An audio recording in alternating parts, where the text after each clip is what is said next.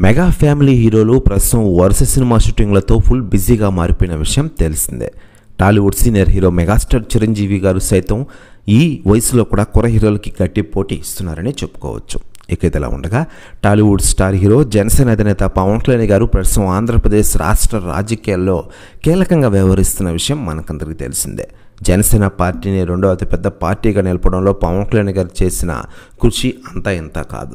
ఇక ఇదిలా ఉండగా పవన్ కళ్యాణ్ గారు ప్రస్తుతం తాను కమిట్ అయిన సినిమాలో కూడా నటిస్తూ ఔరా అనిపిస్తున్నారు.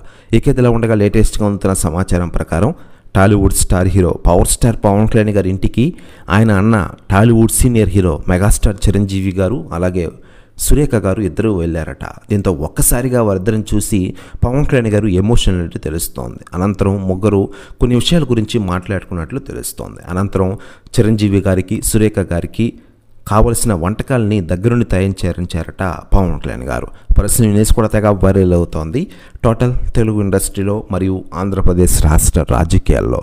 ఇక సినిమాల విషయానికి వస్తే మెగాస్టార్ చిరంజీవి గారు ప్రస్తుతం విశ్వంబర సినిమాతో ఫుల్ బిజీగా మారిపోయిన విషయం తెలిసిందే. ఈ సినిమాని ఏడాది జూలైలో రిలీజ్ చేయాలని సూత్రప్రాయంగా నిర్ణయించారు. దీనిపై అధికార ప్రకటన రావాల్సి ఉంది.